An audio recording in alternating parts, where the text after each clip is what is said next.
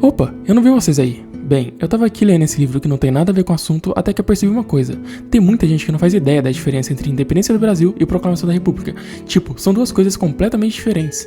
É sério, eu conheci indivíduos com ensino superior completo que não fazem ideia da diferença entre essas duas coisas. E é por isso que eu vim aqui, não pra julgar, mas sim pra ensinar. Então, sem mais delongas, vem comigo, porque eu sou o Phalanx e você tá no caminho da mística.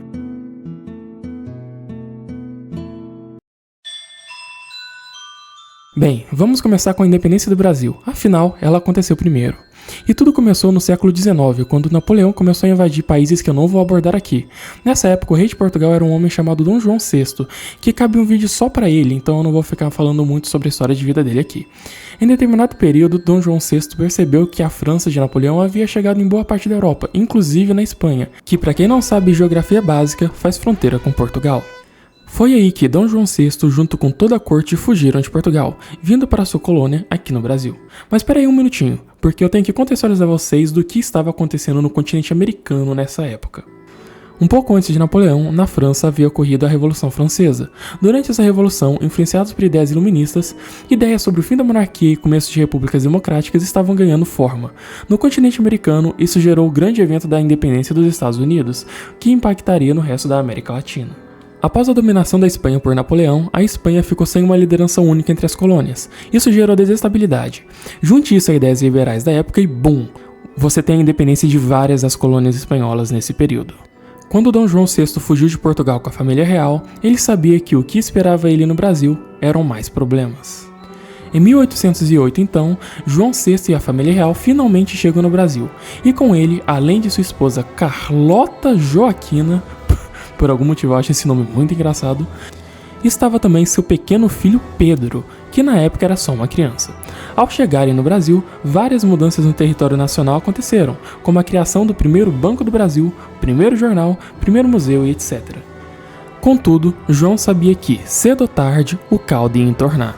Com as independências das colônias espanholas e com as revoltas acontecendo o tempo todo, João sabia que não poderia segurar o Brasil por muito tempo. Então, sabendo que vale mais um pássaro na mão do que dois no céu, João elaborou um plano. Em 1821, João chegou para seu filho Pedro, na época já adulto, e disse: "Meu filho, terei que retornar para Portugal, e quero que tu fiques no comando do Brasil."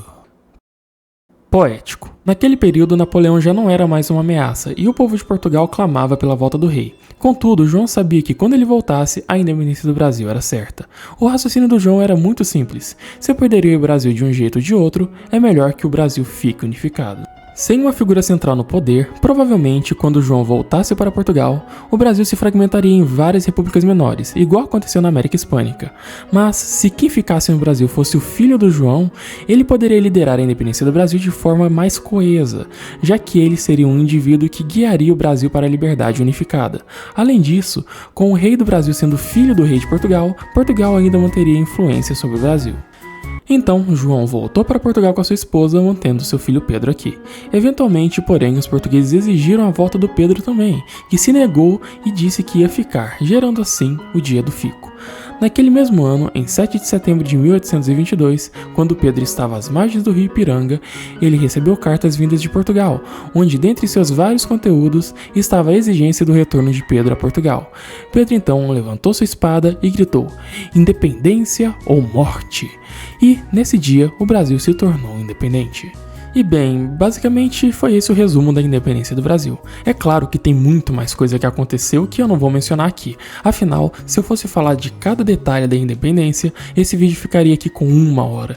E eu sei que tem gente que com certeza ia gostar de um vídeo de 1 hora, mas eu acho que vários temas que eu abordei aqui valem um vídeo à parte. E eu sei, alguns de vocês vão questionar alguns fatos que eu disse aqui, como o fato do grito de Ipiranga talvez não ter acontecido, o fato de que Dom Pedro estava doente na época e que a independência do Brasil na prática aconteceu um pouco depois disso.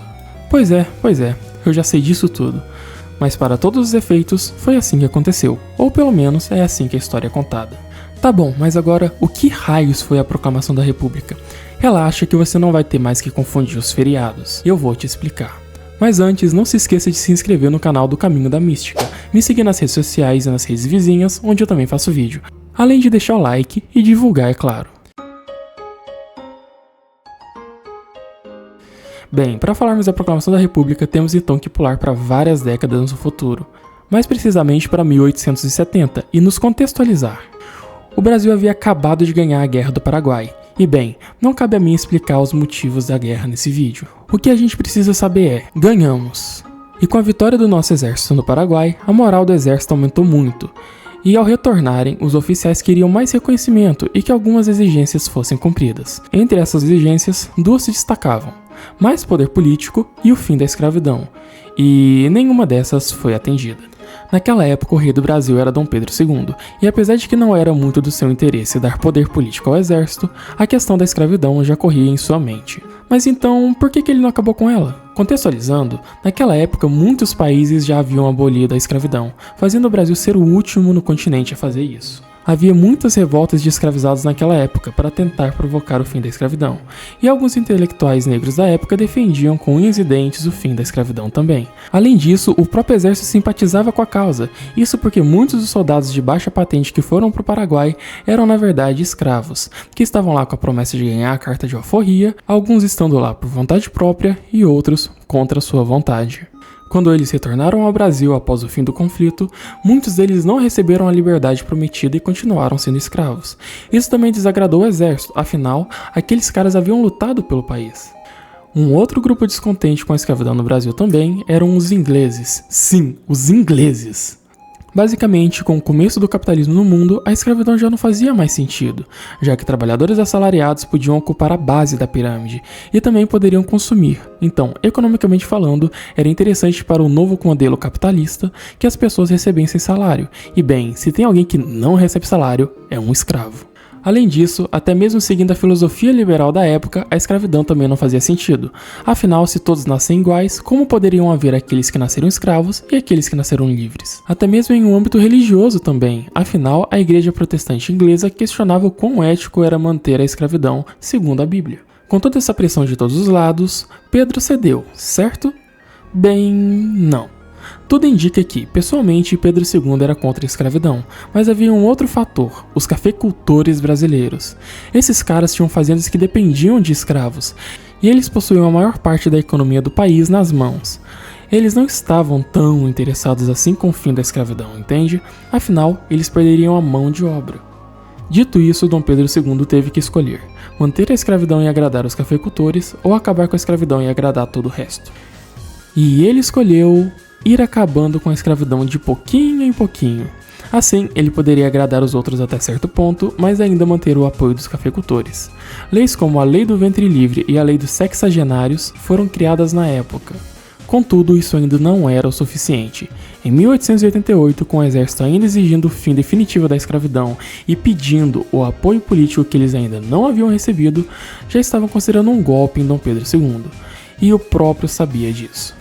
Sabendo que o golpe poderia acontecer a qualquer momento, quando Pedro estava na Europa tratando problemas de saúde naquela época, disse para sua filha Isabel assinar a Lei Áurea e abolir a escravidão.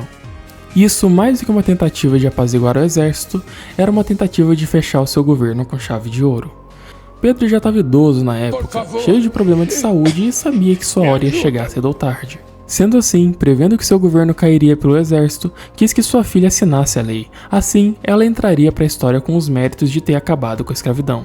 Com a promulgação da Lei Áurea, obviamente, os barões do café não gostaram nada dela. Isso fez com que a monarquia perdesse o poder econômico do país. Mas o fato de que Dom Pedro II não era mais tão popular assim, e de que a exigência de mais poder político para o exército não havia sido cumprida, fez com que, com o apoio dos barões de café, o exército brasileiro derrubasse a monarquia, proclamando a república em 15 de novembro de 1889. Tá bom, mas na prática o que isso significa? O que foi que mudou? Traduz aí pra gente, Falanx.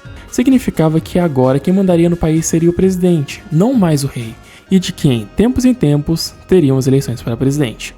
Bom, pelo menos isso era a teoria, já que o começo da república foi bem conturbado, mas isso é assunto para outro vídeo. Bem, finalmente então, a gente chegou ao fim. A explicação é simples, não é? Tá vendo que não tem nenhum segredo aqui? A proclamação da República e a Independência do Brasil foram duas coisas completamente diferentes, então eu fico pensando por que tem gente que insiste em confundir. É sério, cara, vai comemorar o feriado sabendo o que tu tá comemorando, pelo amor de Deus. Tá bom. No fim das contas, o que importa nos feriados é não ter que trabalhar e nem ir pra aula, né? Eu não vou mentir não, eu também sou assim. Bem, mesmo assim, valeu a pena saber o que essas coisas significam agora, né? Mas diz aí, você sabia da diferença entre esses dois eventos? Comenta aí nos comentários. Também, como eu disse no meio do vídeo, vou repetir aqui rapidinho, se inscreve, deixa o like, me acompanha nas outras redes sociais que tá tudo na descrição. Obrigado por assistir até o final, valeu e falou!